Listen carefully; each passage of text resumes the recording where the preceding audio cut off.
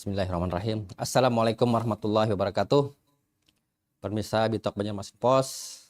Alhamdulillahirrabbilalamin. Hamdan kasiran tayyiban mubarakan fi. Asyhadu an la ilaha illallah wa la syarikalah. Wa asyhadu anna Muhammadan abduhu wa rasuluh. Allahumma sholli ala Muhammad wa ala Muhammad kama shallaita ala Ibrahim wa ala Ibrahim innaka Hamidum Majid. Allahumma barik ala Muhammad wa ala Muhammad kama barakta ala Ibrahim wa ala Ibrahim fil alamin innaka Hamidum Majid. Alhamdulillahirrabbilalamin. Kembali kita berjumpa di Bitok Banjarmasin Pos, bicara apa saja. Dan kali ini kita akan membicara masalah musabaqah tilawatul Quran.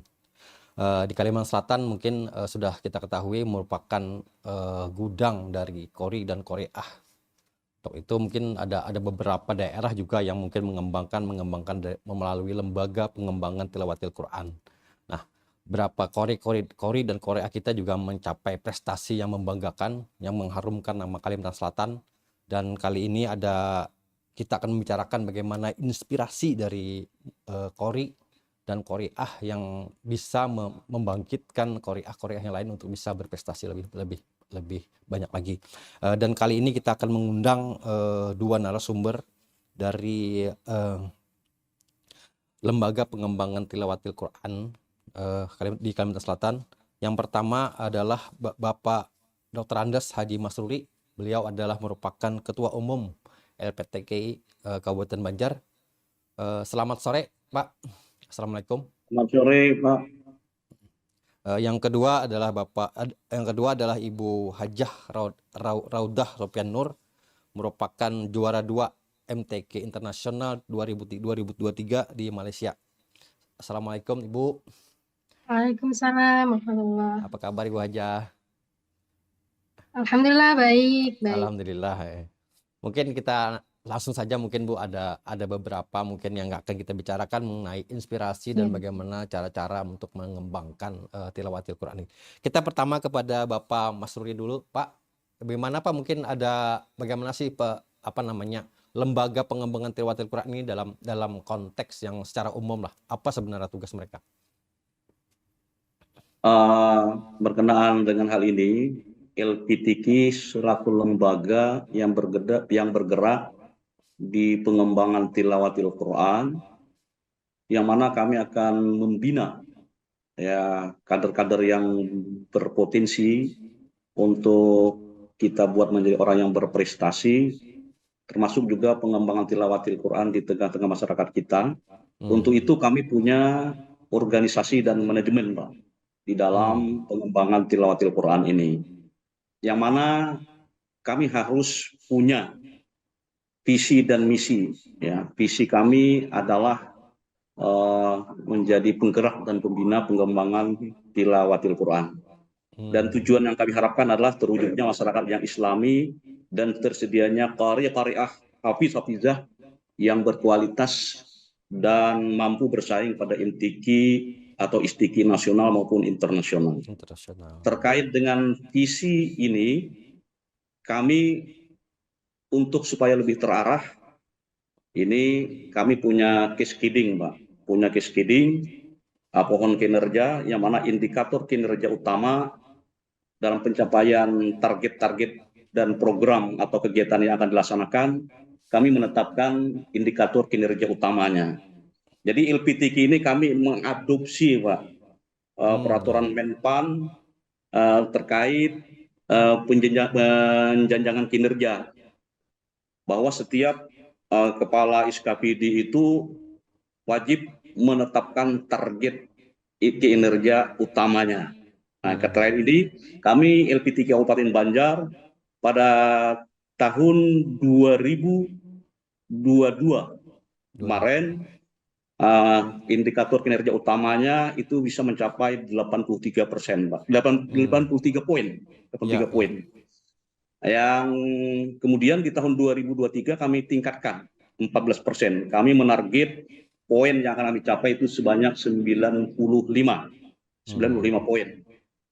Nah, alhamdulillah di MTQ tingkat tingkat provinsi Kalimantan Selatan yang di Banjarbaru kemarin, target poin itu bisa kami capai, sehingga kami bisa meraih sebagai juara umum di Kalimantan Selatan. Nah, itu terkait dengan cascading indikator kinerja utama yang harus menjadi acuan kami untuk memacu kami dalam melaksanakan program dan kegiatan. Nah, setelah adanya cascading ini, Pak, kami ada yang namanya time schedule. Time schedule, Ya. program-program yang kami jalankan itu harus terprogram selama 1 tahun berjalan. Itu lengkap per kegiatan itu sampai mulai Januari sampai Desember. Itu ada terpampang di jadwal kegiatan kami, Pak. Nah, kemudian terkait apa-apa sih yang menjadi program dalam pengembangan tilawatil Quran, itu ada 6 pola pembinaan kami, Pak. Ya. Nah, bisa disampaikan? Ya, siapa? Ya.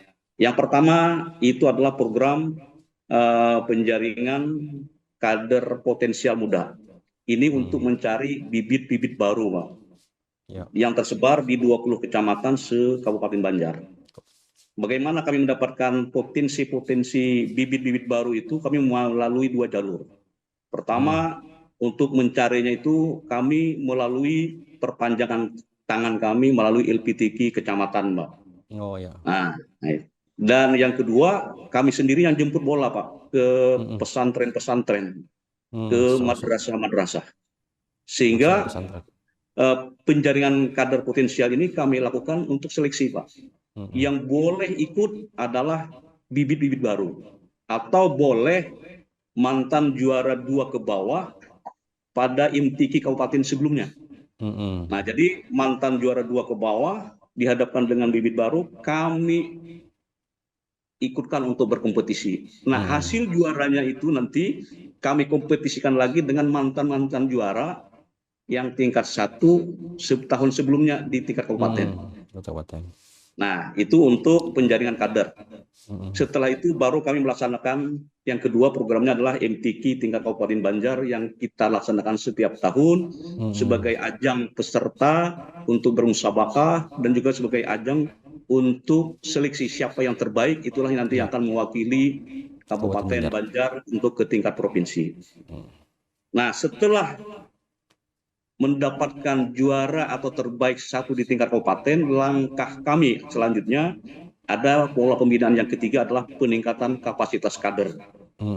Dalam peningkatan kapasitas kader ini adalah sebagai wadah pembinaan bagi para kader terbaik MTQ tingkat kabupaten untuk semua cabang lomba, Pak. Itu kami lakukan sebanyak 16 kali pertemuan, kurang lebih 2,5 bulan, yakni kami lakukan setiap Sabtu dan Ahad yang bertempat di Islamic Center yang juga merupakan tempat sekretariat LPTQ Kabupaten Banjar. Nah, setelah program yang ketiga peningkatan kapasitas kader tersebut, langkah selanjutnya adalah melaksanakan training center. Training center ini adalah program pembinaan pemusatan latihan, yakni karantina kader dalam beberapa hari, ya kurang lebih 3 hari, Pak, kita pusatkan. Sebagai evaluasi terhadap pembinaan yang sudah kita lakukan pada sebelumnya. Ini juga merupakan kegiatan simulasi, Pak, pra-IMTQ tingkat provinsi Kalimantan Selatan. Nah, kemudian yang program yang kelima adalah program kader berprestasi. Program kader berprestasi ini merupakan sebuah program pembinaan khusus bagi kader yang dipersiapkan untuk mengikuti IMTQ lomba baik skala nasional maupun internasional. Kemudian yang keenam adalah program pengembangan kualitas kader. Ini sebuah program pembinaan dengan mengirimkan para kader mengikuti musabakah atau lomba di luar daerah, baik skala provinsi maupun tingkat nasional maupun juga tingkat internasional. Jadi setiap ada event-event perlombaan, selalu kami ikutkan kader-kader kami. Seperti ada Gema Tala, Gema Tanah Laut, kemarin kami juga kirim. Alhamdulillah juga bisa sebagai juara umum pada saat itu. Nah, itu pola-pola pembinaan kita di LPTQ Kabupaten Banjar, Pak. Demikian, Pak. Ya, oke. Nah, tadi Pak, pembinaan tadi kan mungkin ada hasil Pak ya, hasil yang diperoleh untuk pembinaan dari 6 program tadi. Ya, Kabupaten Banjar kan mungkin ada beberapa orang yang mungkin sudah mencetak prestasi yang membanggakan bagi Kabupaten Banjar dan Kalimantan ya. Selatan. Nah, mungkin siapa saja yang sekarang ini Pak yang mungkin dari catatan LPTK siapa saja yang mungkin yang sudah mencapai MTQ internasional? Alhamdulillah 2 tahun terakhir ini 2 kita tahun ini. punya 3 orang kader Hmm. LPT Kabupaten Banjar yang berhasil meraih prestasi di tingkat internasional. Yang pertama adalah Ramadan Najwa, Pak. Ini sebagai terbaik 1 tilawah Tilawah. pada Intiki Antarbangsa Dunia Melayu atau Dunia Islam Melayu tahun 2023 yang dilaksanakan di Kota Medan. Kemudian yang kedua, tadi Hajah Raudah yang hadir juga di tengah-tengah kita. Ini adalah sebagai terbaik 2 tilawah pada MTQ internasional yang dilaksanakan di Kuala Lumpur, Malaysia, bulan Agustus tahun 2023. Kemudian yang ketiga, ini yang baru saja sekitar seminggu yang lalu, ini adalah saudari Nuriyah, ini sebagai terbaik 3 hafizah 30 juz pada MTQ internasional di Teheran, Iran, Februari tahun 2024. Nah demikian Pak, 2 tahun terakhir ini qari kita yang berprestasi di tingkat internasional. Nah mungkin dari 3 itu Pak, mungkin keterlibatan langsung dari LPTK sendiri kan sudah masuk program tadi Pak. Apakah ini mungkin suatu program yang dikatakan sukses atau bagaimana Pak? Jadi dari program yang disampaikan tadi, dari 3 Qori dan Qoriah Kabupaten Banjar yang sudah mencetak prestasi itu. Ya, alhamdulillah dengan ikhtiar yang semaksimal mungkin kami melakukan pembinaan terhadap Qariah, Hafizah maupun cabang lomba lain yang akhirnya ya hasil pembinaan kita membuahkan hasil sehingga kader kita bisa berprestasi di tingkat internasional. Untuk yang juara pertama tadi Pak, siapa tadi Pak yang dari Kabupaten Banjar tadi Pak? Ramadan Najwa Pak. Najwa. Nah mungkin itu mungkin bisa dijelaskan Pak, awal dapatnya itu dari mana? Mungkin dari pesantren kah atau dari lomba itu sendiri kah Pak? Mungkin LPTK bisa menjelaskan. Oh iya. Yang bersangkutan memang berlatar belakang pondok pesantren, di samping belajar secara mandiri, juga tentunya tidak terlepas dari pembinaan para gurunya, baik di dunia pesantren maupun pembinaan di level atau pada lembaga LPTK Kabupaten Banjar, Pak. Sebagaimana 6 program yang kami lakukan. Oke. Kalau Ibu Hajah Raudah sendiri Pak, menemunya di mana gitu? Ya, Ibu Jaraudah ini memang sudah lama Pak. Oh iya. Dia mulai sejak anak-anak juara, remaja juara, kemudian yang dewasa alhamdulillah juga juara kan pada MTQ nasional di Kalimantan Selatan beberapa tahun yang lalu Pak. Jadi sudah merupakan suatu hal yang tidak asing lagi bagi kita. Orang yang memang berprestasi mulai sejak anak-anak Pak. Iya. Oke. Mungkin kita balik ke Ibu Raudah. Ibu Hajah Raudah, mungkin bisa dijelaskan Ibu Hajah. Ketika Ibu memperoleh juara 2 dari MTQ internasional di Malaysia kemarin, mungkin apa saja sih perasaannya waktu itu gitu? Bismillahirrahmanirrahim. Yang jelas tentu saja perasaannya itu sangat senang luar biasa. Walaupun ini adalah prestasi internasional saya yang kedua, saya pernah menjuarai juara 1 internasional tahun 2005. Tapi dulu itu ya di Brunei Darussalam. Waktu kelas remaja tuh Bu? Iya. Itu belia kalau di Brunei tingkat belia ya. Dan ini merupakan jawaban dari doa saya yang sudah lama gitu ya. Oh iya. Ya, setelah remaja kan dewasa gitu. Untuk meraih jenjang ke internasional di dewasa kita harus melewati tahap yang sangat sulit. itu tahap menjadi yang terbaik di negara kita, di Indonesia maksudnya. Iya.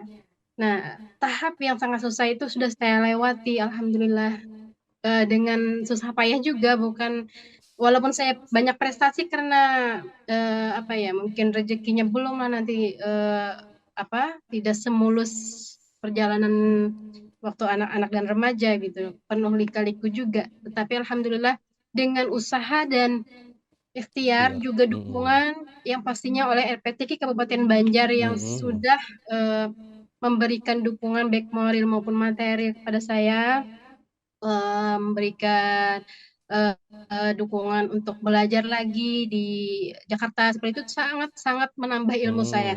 Ya, alhamdulillah dengan semua yang kita usahakan itu tadi, di samping juga dengan doa tentunya, alhamdulillah walaupun hanya puas untuk di posisi kedua, tentunya saya sangat bersyukur, alhamdulillah.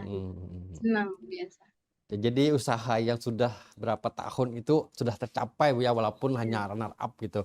Nah mungkin Bu dari doa dan harapan-harapan sebelumnya itu ikhtiar-ikhtiar apa yang dilakukan oleh Ibu sebelum mencapai prestasi ini? Saya balik mengoreksi diri pertama gitu kan. Nah, kenapa saya tidak bisa dengan mulus mendapatkan itu gitu, maksudnya dari perpindahan remaja ke dewasa gitu. Kita koreksi diri di mana kesalahan kita, di situ kita perbaiki. Tentunya dengan berlatih setiap hari. Berlatih setiap hari, mungkin orang lain berlatih setiap hari sama. Cuman waktunya saya berlatihnya orang tidur saya latih. Maksudnya gini, orang masih enak-enak tidur nih misalnya sebelum subuh gitu ya. Saya latihan dengan suara yang tidak tanggung-tanggung maksudnya, dengan sungguh-sungguh begitulah. Jadi kalau orang melihat hasil, orang tidak tahu prosesnya seperti apa. Ya, Usaha tidak mendustakan hasil Bu ya. Iya benar. Dengan latihan benar-benar serius. Nah, selain latihan serius kan mungkin ada sosok yang ada di balik latihan Ibu gitu. Mungkin ada seorang pelatih mungkin atau bagaimana Ibu pembimbing? Iya. Banyak sekali guru saya ya yang paling berperan itu sebelum saya menjuarai tingkat nasional yang dewasa ini, kan kita ada pelatihan selama 1 tahun oleh gubernur gitu kan, karena kita akan menjadi tuan rumah kemarin kan tahun 2022 gitu akhir. 22. Nah iya, itu kita didatangkan pelatih-pelatih dari nasional yang setiap bulan kita dilatih oleh mereka dengan intensif. Itu sangat jauh perkembangan potensi kita, kemajuan yang ada di Indonesia. Saya sangat merasakan sekali, dan tentu saja saya sangat berterima kasih kepada LPTK Kabupaten Banjar dan juga LPTK Kalimantan Selatan tentunya, yang sudah memberikan fasilitas itu semua. Iya. Nah mungkin Bu dari deretan pembimbing, deretan pelatih itu mungkin ada salah satu mungkin yang terberkesan lah bagi Ibu. Siapa? Ustadz Kiai Haji Nasrullah Jamaluddin. Beliau orang Banua sebenarnya, cuman karena beliau menjadi itu di Jakarta kan, beliau juga tinggal di Jakarta juga jadi pelatih nasional gitu. Yang kedua Ustadz Muhammad Ali dari Jakarta juga. Nah, beliau kemarin kebetulan waktu saya MTQ di Malaysia itu menjadi salah satu dewan juri mewakili Indonesia. Kemudian Ustadz Haji Ahmad Muhajir juga dari Jakarta. Banyak sekali guru-guru saya dari seluruh Indonesia waktu itu didatangkan. Jadi banyak sekali. Ya terutama tidak lupa guru pertama saya itu adalah Haji Muhammad Yusri, orang Kabupaten Banjar, asli Kecamatan Sungai Tabuk. Beliau yang mengajarkan saya dari nol.